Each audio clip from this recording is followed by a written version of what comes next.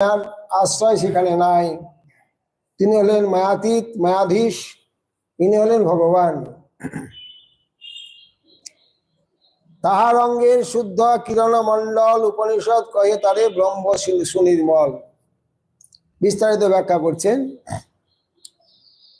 ঐশ্ব তনুভা মূল শ্লোকে বলেছিলেন, মহাপ্রভুর তত্ত্ব বলতে গিয়ে ঐশ্ব তনুভা যদ্বৈতং ব্রহ্ম উপনিষদি তদেব তনুভা। উপনিষদ যাকে ব্রহ্ম বলেন তিনি মহাপ্রভুর অঙ্গকান্তি বা ভগবানের অঙ্গকান্তি।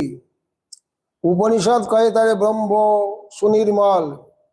চর্মযোগকে দেখে যাইছে সূর্য নির্বিশেষ, জ্ঞানমার্গে লইতে না রে কৃষ্ণের বিশেষ দৃষ্টান্ত দিলেন। এর আগেও প্রসঙ্গে কয়েকবার বলা হয়েছে, আমরা সূর্যের মূর্তি দেখি না, গোলাকার অগ্নিকাণ্ড মানে অগ্নির একটা গোলাকার দেখি আমরা, অর্থাৎ নিরাকার দেখি সূর্যকে। জ্ঞানমার্গে লইতে না রে কৃষ্ণের বিশেষ। আমরা যেমন সূর্যের মূর্তি দেখি না, তেমনি জ্ঞানমার্গে তারা ভগবানের মূর্তি দেখে না। কেবল বহু দূর থেকে তারা ভগবানের অঙ্গকান্তি তাদের চোখে পড়ে। একে বলা হয় ব্রহ্ম।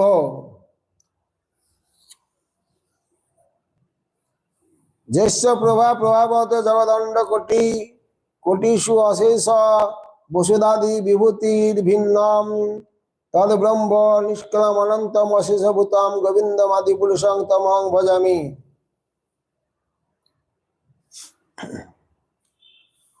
ব্রহ্ম সংহিতা গ্রন্থে বললেন,